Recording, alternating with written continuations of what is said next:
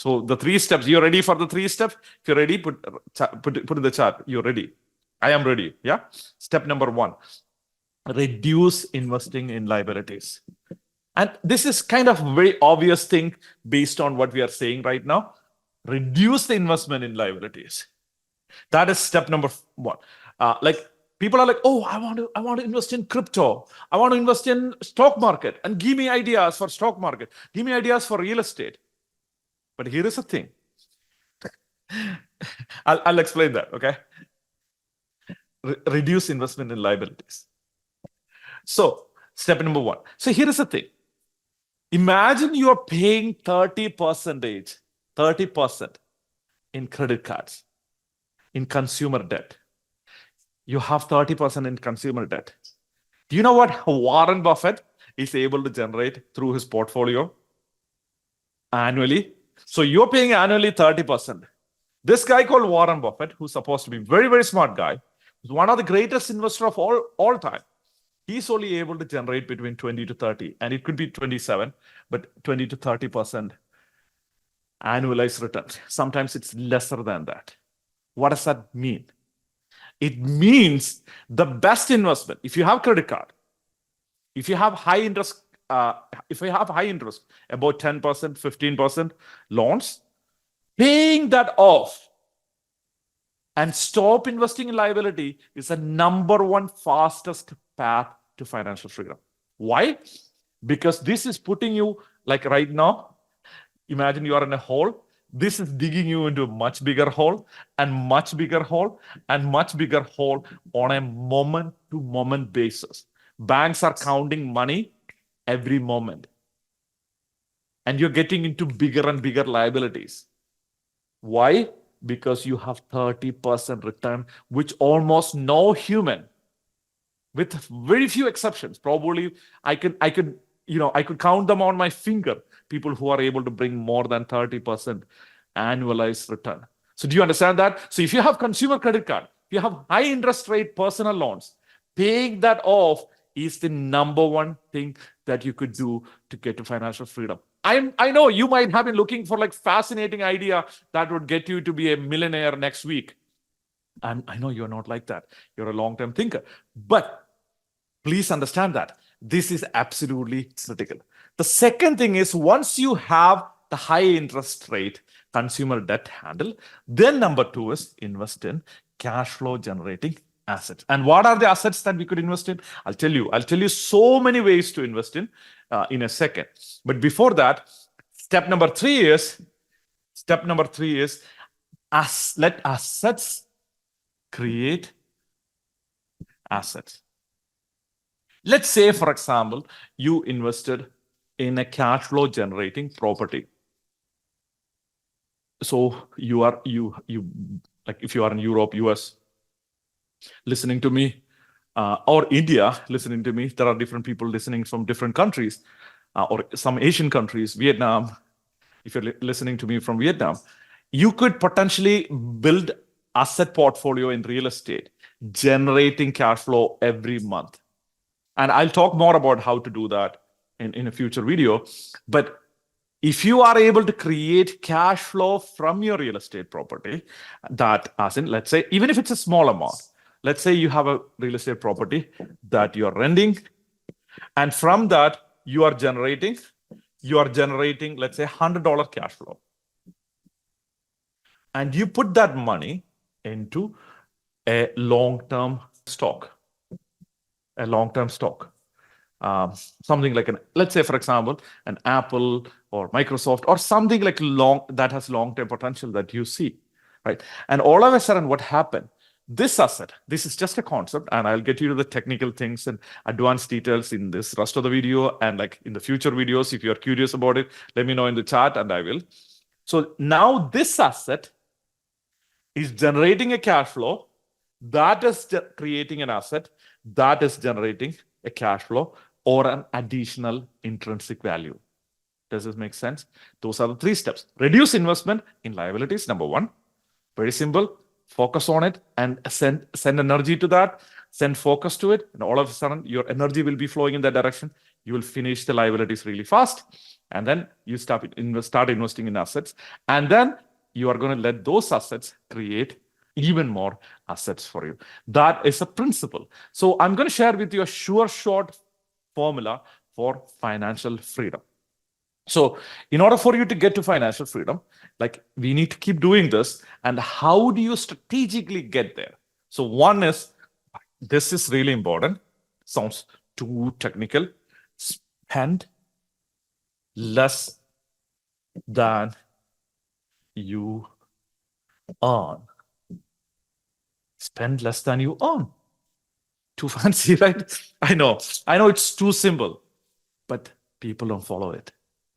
I need to learn to follow it. You need to learn to follow it. Spend less than I earn. Write that in the chat. Put that in the chat. Spend less than I earn.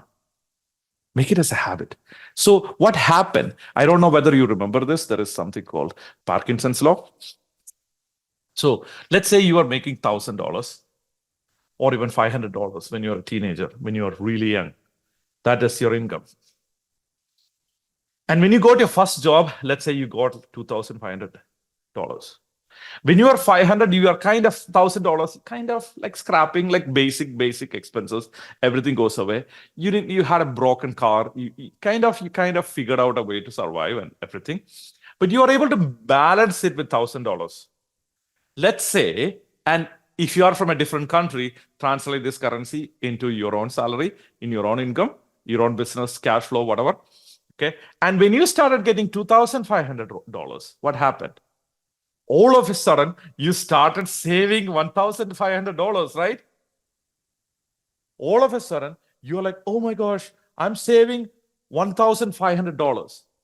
Absolutely not. Didn't happen. Why? Right? Last month, you are getting $1,000. This month, you're getting $2,500. What happened? Where's the money? Now you reach $2,500. You have $3,000 expense. You're spending $2,500 from your salary.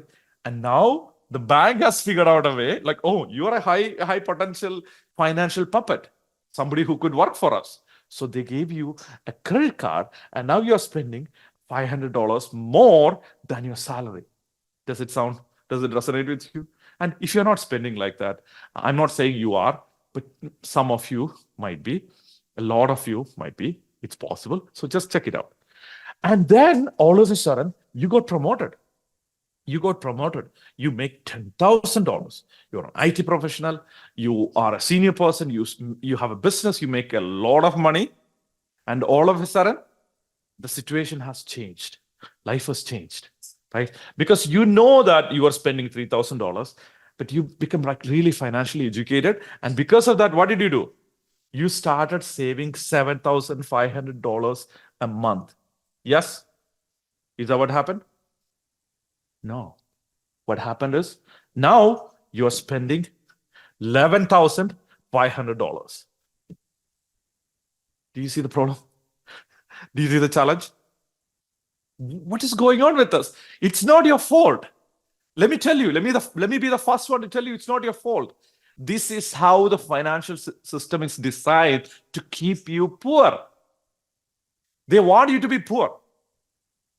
They want you to spend the money in advance so they could show that in their financials, right? You are an asset in their financials. When they tell that, when American Express share their financials to people, oh, I have this person, this Joe, oh, he's a great asset for us because he will pay for the rest of his life. You know what? When he was making $1,000, I thought, maybe he would not be. But when he reached $2,500, he started the account with us. He's spending $500 on credit card every month, right? And then he was promoted. I thought, you know what? He will use his money to pay for it. No, he wouldn't. You know what he's doing? He's using our money, to pay for it. And he's paying us 30% interest on the credit card when he is making $10,000 a month.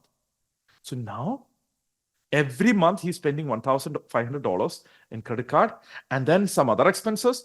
And he's thinking about buying a boat, and he's thinking about like upgrading his loan. We could give him a housing loan for $1.5 million, and then he could buy a expensive car and other things. So we could make a lot of money. This is a $100,000 customer. Like easily we'll make $100,000 profit just from him, probably in a short period of probably 5 to 10 years. And then he will be broke. Who cares? Who cares? We make money anyway, right? So that's what it is. So now this is a situation of the average man. You don't want to be the average man. You want to be the rich. You want to be the wealthy. You want to be the successful, right? That's why you're listening to this. I mean, this has been going on for some time. So you're listening to this because you're serious about life. So now, what did you learn? You learn that you have to spend less than. How do you write less than? This way or that way? Yeah, you got it. Like with the small thing on this side. Less than you earn. And it sounded too easy when I said in the beginning, right? But later on you realize, oh my gosh, look what I'm doing right now. Okay. And second thing that you do is you invest the difference, right? So if you are spending less than you make, then let's say when you get to 2,500, you spend 2,000. It's fine. And then the difference, you invest, pay yourself first. Clarkson, richest man in Babylon. So do you see that? When you make $10,000, you put bulk of $3,000 because you didn't have that money. You're not that rich. Instead of upgrading your house and expenses, everything, you invest the difference. Step number 2. You excited? You excited for step number 2? If you're excited, just type excited in the chat. Okay. So step number 2 is invest from your investments. Allow it to compound. Allow it to compound. Okay. So Einstein said something. Einstein said compound interest is the 8th wonder of the world. So what is the 8th wonder of the world? Is compound interest. It's compounding, which means that, like you have heard this thing, rich is getting richer, rich are getting richer, the poor are getting poorer. Why? Poor are, you have the answer now. Tell me. The poor are compounding their liabilities. So the richest, like rich has assets, poor has liabilities. Okay.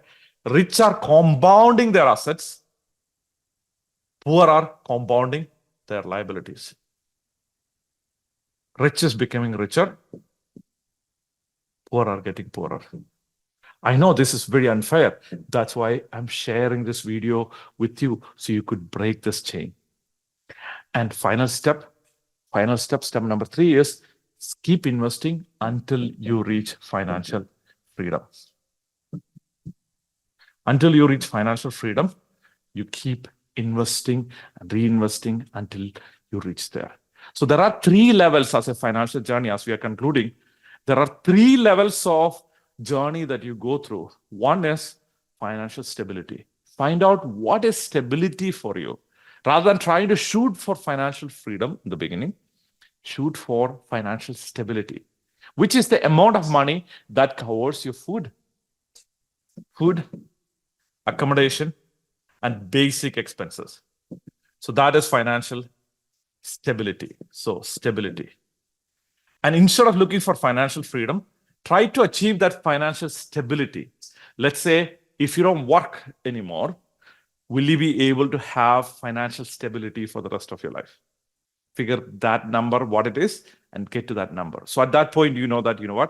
You will have food, you'll have accommodation, you'll have basic expense paid for the rest of your life. That's financial stability.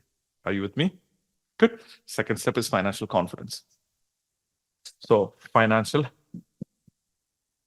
confidence. This is where you feel you don't have to work and everything is covered. You don't have to work. Everything is covered. You don't work for the rest of your life. Everything for the rest of your life is covered. That is financial confidence. Finally, financial victory is where you don't need to work.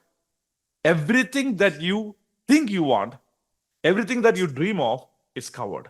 That is financial freedom. So what are the things? One, stability. So because we have a really high goal of financial freedom, it's harder to get there.